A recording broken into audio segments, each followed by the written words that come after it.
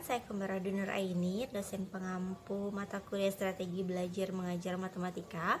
Nah, di video kali ini kita akan membahas mengenai gaya belajar peserta didik. Bagaimana gaya belajar itu? Simak penjelasan berikut ini ya. Oke, kita mulai bahas mengenai gaya belajar dulu ya. Pernah nggak sih kalian itu kalau belajar itu harus sambil dengerin musik? Atau malah nggak bisa belajar kalau ada suara-suara musik atau bahkan berisik gitu di sekitar kalian. Terus kalau belajar, kalian lebih suka diskusi sama teman atau lebih suka belajar sendirian gitu supaya lebih bisa konsentrasi gitu ya. Nah, keadaan seperti itu tuh sering ya kita jumpai atau kita alami di sekitar kita, atau mungkin juga adik kita sendiri yang melakukan hal tersebut. Nah, pada dasarnya kemampuan seseorang untuk memahami dan menyerap pelajaran sudah pasti berbeda tingkatannya ya.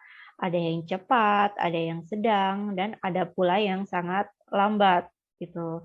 Oleh karena itu kan pasti peserta didik seringkali harus menempuh cara yang berbeda untuk bisa memahami sebuah informasi atau pelajaran yang sama. Nah, cara belajar yang dilakukan seseorang dalam ilmu pendidikan itu dinamakan sebagai gaya belajar, gitu ya. Nah, kita mulai dari definisi gaya belajar. Jadi menurut Enswell, Skips, Morgan, and Taylor, itu gaya belajar merupakan kecenderungan untuk mengadaptasi suatu strategi belajar tertentu dengan mencari atau mencoba secara aktif, sehingga pada akhirnya individu mendapatkan suatu pendekatan belajar yang sesuai dengan tuntutan belajarnya. Nah, sedangkan menurut De Porter dan Hernaki, gaya belajar itu merupakan suatu kombinasi dari bagaimana seseorang menyerap, kemudian mengatur, serta mengolah informasi. Nah, menurut Winkel, gaya belajar itu merupakan cara belajar yang khas dari peserta didik gitu ya. Jadi cara belajar yang khas menurut kalian gitu ya. Nah, gaya belajar sendiri itu melibatkan beberapa faktor ya, antara lain ada faktor fisik, emosional, sosiologis, dan lingkungan. Nah, bagi sebagian orang misalnya, bisa belajar paling baik itu kalau berkelompok. Sedangkan yang lain mungkin memilih adanya figur otoriter seperti orang tua atau guru. Maksudnya belajarnya harus ada gurunya atau ada orang tuanya. Nah, mungkin yang lain juga merasa bahwa kalau bekerja sendiri atau ngerjain tugas sendiri itu yang paling efektif bagi mereka. Nah, ada orang-orang yang memerlukan lingkungan kerja yang teratur dan rapi. Jadi kalau belajar itu harus yang suasananya itu benar-benar bersih dan rapi. Tapi ada juga yang kayak lebih suka apa sih kalau meja belajarnya itu berantakan gitu. Berantakan supaya semuanya bisa terlihat gitu sesuai dengan yang dia perlukan gitu ya. Nah, kalian yang mana nih? Oke, kita lanjut ke bahasan berikutnya. Jadi, gaya belajar itu ada 3 jenisnya ya. Ada visual, auditory, dan kinestetik. Nah, kalau visual itu belajar dengan daya tangkap maksimal melalui melihat, mengamati, dan menggambar. Jadi, indera yang digunakan itu visual itu mata yang paling dominan.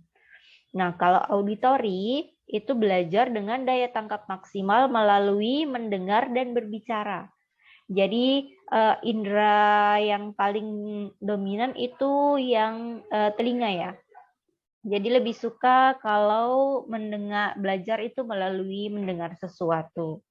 Nah, yang ketiga ada kinestetik. Nah, kinestetik ini belajar dengan daya tangkap maksimalnya dengan gerakan fisik. Jadi atau bergerak atau berbuat sesuatu. Nah, biasanya tuh kalau kinestetik itu lebih suka banyak melibatkan gerak fisik gitu ya. Misalnya kayak eksperimen, misalnya praktek gitu. Apalagi kalau pelajaran ini ya, pelajaran olahraga. Nah, itu dia lebih suka gitu kalau kinestetik ya. Nah, kalau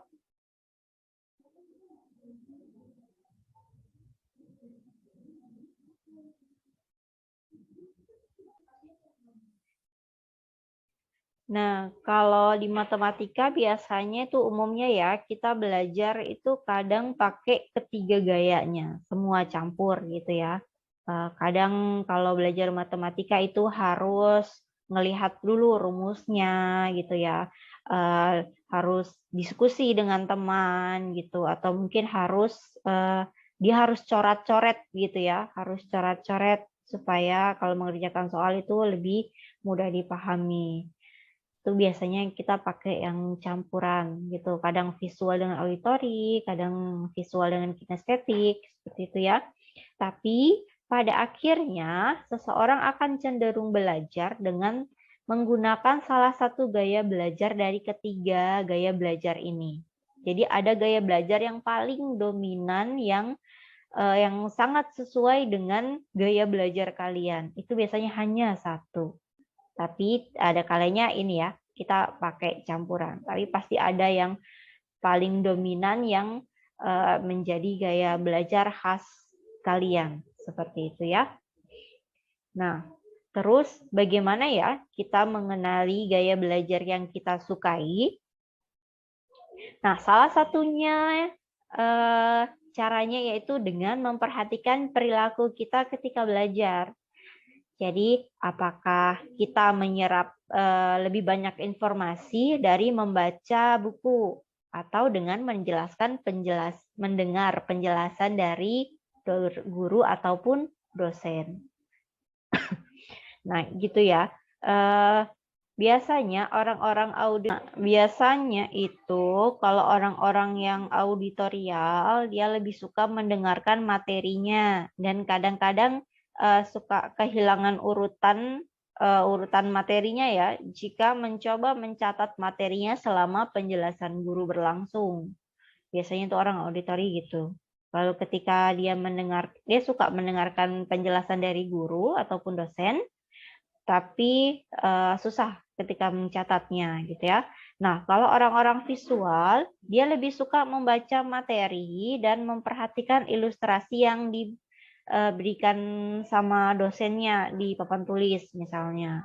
Mereka juga sering buat catatan-catatan yang menarik. Jadi dia kebalikan dari auditori ya. Gitu. Jadi suka buat catatan-catatan gitu ketika mendengarkan presentasi misalnya dari guru ya. Nah, kalau orang kinestetik itu lebih baik dalam aktivitas bergerak dan interaksi kelompok. Jadi biasanya dia lebih suka ini ya, praktek ya. Jadi kalau ada diskusi kelompok atau interaksi itu dia lebih aktif gitu. Nah, dengan mengetahui gaya belajar peserta didik itu, nantinya kalian sebagai calon guru bisa membantu peserta didiknya belajar sesuai dengan gaya belajar yang dimiliki masing-masing peserta didik ya, sehingga prestasi belajar peserta didik dapat tumbuh dengan baik melalui pembelajaran yang sesuai dengan gaya belajarnya. Nah, banyak ciri-ciri perilaku lain yang merupakan petunjuk kecenderungan gaya belajar kita ya, selain dari kebiasaan kita belajar tadi ya. Nah, ciri-ciri itu nanti akan membantu kita mengenali dan menyesuaikan gaya belajar yang paling baik menurut kita ya. Maksudnya paling baik buat kita belajar gitu untuk masing-masing. Nah, salah satu ciri-cirinya, nah ini menurut Bobby DePorter dan Mike Hernacki dari 2011 ya. Jadi beliau menulis buku Quantum Learning, membiasakan belajar nyaman dan menyenangkan. Nah, menurut beliau, ciri-ciri dari masing-masing gaya belajar itu sebagai berikut. Coba perhatikan, Siapa tahu kalian merupakan ini ya, orang tipe gaya belajar yang visual. Nah, kalau gaya belajar visual itu pasti orangnya rapi, teratur ya, berbicaranya cepat, kemudian perencana dan pengatur jangka panjang yang baik. Jadi dia suka ngatur, dia buat rencana gitu ya. Kemudian dia tuh termasuk orang yang teliti dan detail. Terus mementingkan penampilan, baik dalam hal pakaian maupun presentasi. Jadi itu harus gayanya harus yang baik, rapi gitu. Terus harus ketika presentasi itu tersusun rapi gitu. Terus pengeja yang baik dan dapat melihat kata-kata yang sebenarnya dalam pikiran mereka. Kemudian mengingat apa yang dilihat daripada yang didengar. Jadi dia lebih dominan cepat ingat kalau dilihat langsung daripada apa yang didengarkan. Selanjutnya kalau visual itu dia mengingat dengan asosiasi visual. Jadi lebih ke penglihatan ya. Biasanya tidak terganggu oleh keributan. Jadi mau ribut, mau bagaimanapun, dia tidak peduli. Nah, biasanya nggak gampang terganggu ya. Kemudian mempunyai masalah untuk mengingat instruksi verbal, kecuali jika ditulis dan seringkali minta bantuan orang untuk ngulangin. Nah, kalau visual kan dia lebih dominan mata ya. Jadi dia tuh susah untuk mengingat, maksudnya jadi dia tuh susah mengingat kalau instruksi. Jadi ketika instruksinya misalnya diberi perintah secara lisan saja, tidak tertulis, dia sulit gitu. Kecuali jika ditulis gitu, maka dia akan cepat mengingatnya. Kemudian selanjutnya adalah pembaca yang tekun. Ya, pembaca yang tekun.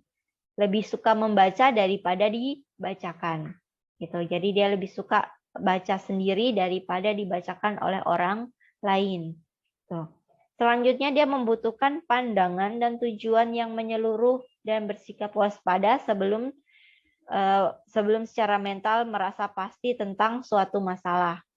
Jadi dia harus melihat sendiri kalau dapat suatu masalah ya atau proyek, dia harus punya pandangan dan tujuan. Tujuannya harus jelas dulu gitu.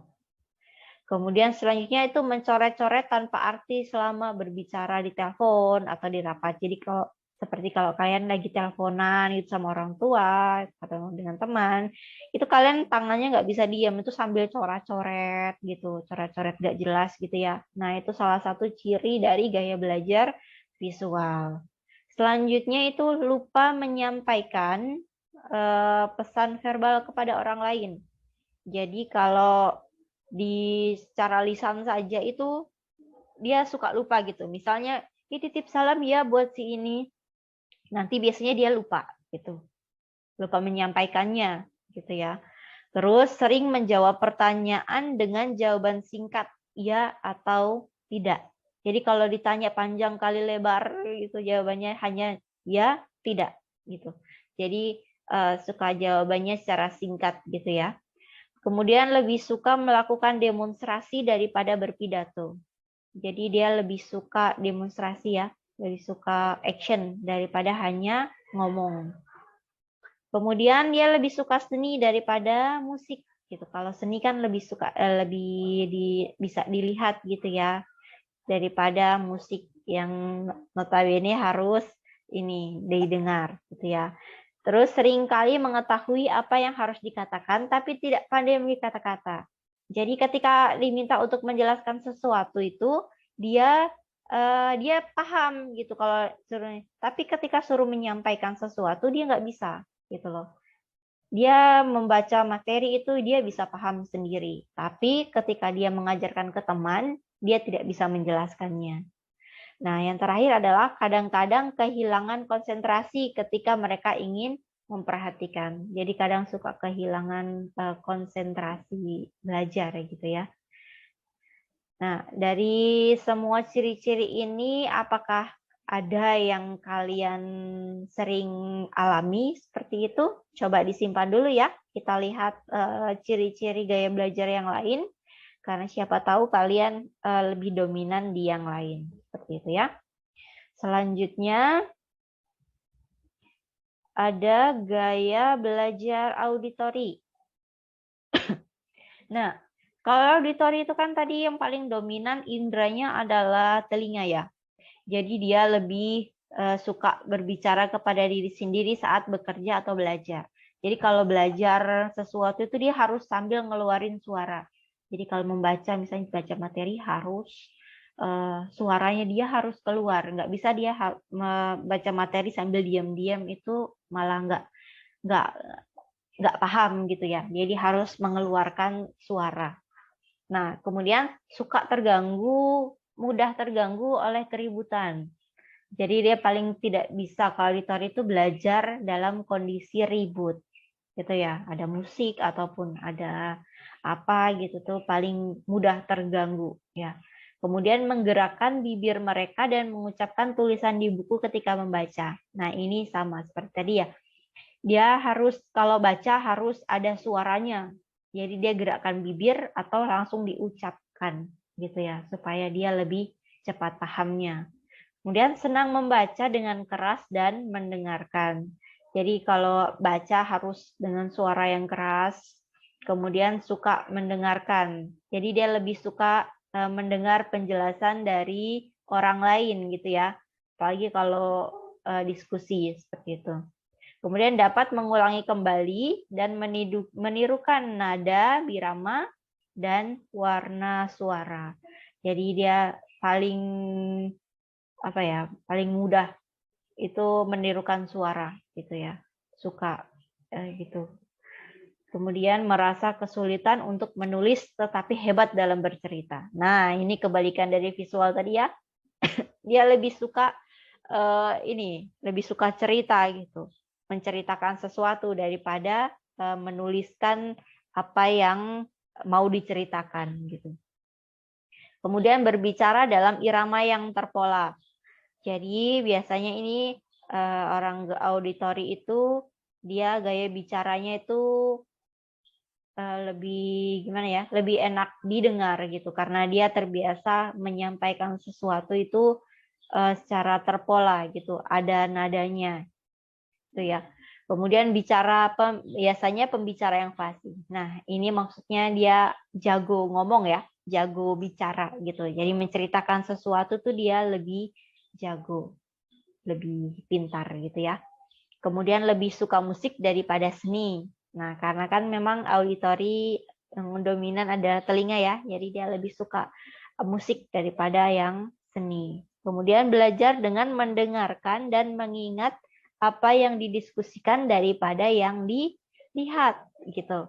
Jadi paling suka kalau belajarnya dengan cara diskusi karena itu lebih cepat diingat daripada apa yang dia lihat gitu ya.